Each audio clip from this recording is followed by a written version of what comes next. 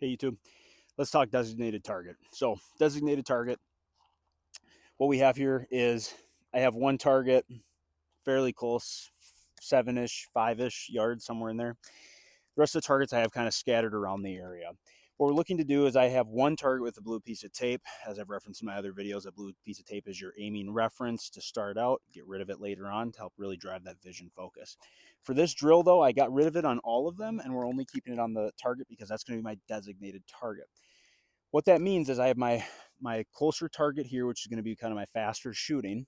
I have my other targets spread out. Now you could do them more spread out, less spread out, further distance, whatever you want to do, play with it. So it doesn't really matter. There's no set standard for how many targets you need or how far apart they need to be, anything like that. You kind of make it. I like to use 5 targets, 1 for my designated, 4 for my targets around it. So I have a no shoot on one of the targets over there. And one of the other common questions we get, specifically for like law enforcement related, people always ask, hey, well, that's just not realistic. Like, I don't have a hostage, upside down, being held like that. Cool. Then take your target and turn it sideways, make it a hostage looking target. So just want to clarify that because some people ask that question.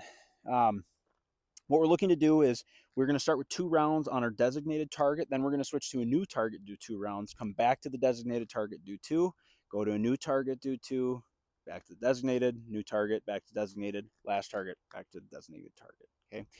What we're looking to do is really drive that vision focus. Now, this is a good drill to start dry. So I'm going to run it dry first to show you, and then I'm going to run it live.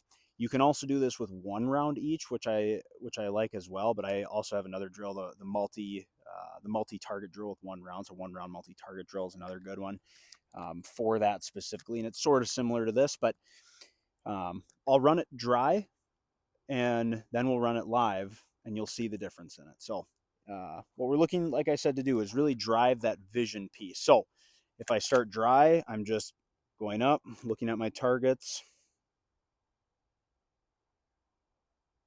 Okay, nothing too crazy. I do it again.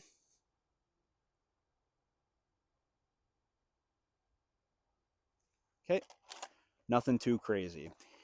What we see a lot of people start to do is if they do it dry, they generally do it like that, or we see it just go all out, just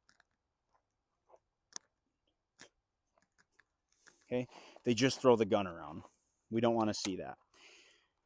When we say speed up, I don't necessarily mean start driving the gun to the new location. So if I say speed up because you're doing it and you're like, okay, yep, you're getting your hits, so let's speed it up. People generally start throwing the gun, but what we're actually looking to do is when we say speed it up, we just mean get to the target, see less sight confirmation. Okay, so I'm seeing less sight confirmation on the target. Okay, I'm seeing less sight confirmation. What does that mean? Well, the sight confirmation, you can either watch that video and kind of understand that, but less sight confirmation meaning I'm not seeing the red dot come onto the target and be a stop stable dot. I'm comfortable with it being less. So I see as soon as that red dot slashes into the A zone, boom, I'm pulling the trigger. So I'm not letting it come here and sit. I'm boom, like as soon as it comes across into that A zone, I'm pulling the trigger. Okay, that's what we mean by speed up. I don't necessarily mean start driving the gun a bunch of places. Just look where you want the bullets to go. Don't tense up because we're going to see a lot of tension as well. So let's do some demos here of what we're looking for.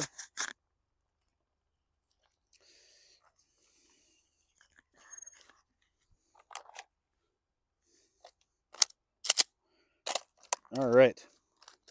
I'm going to use the timer just for a time. I don't necessarily care about the draw, but we're just using it for that.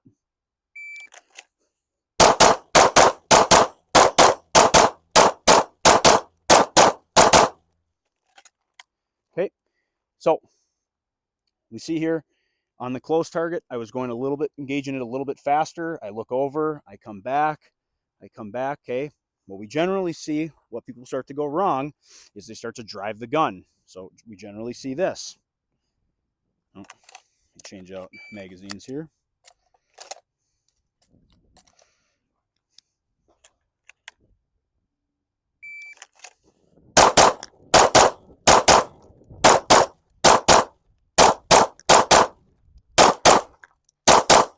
Okay, a lot of tension up here. Okay, The other thing we see is we see this.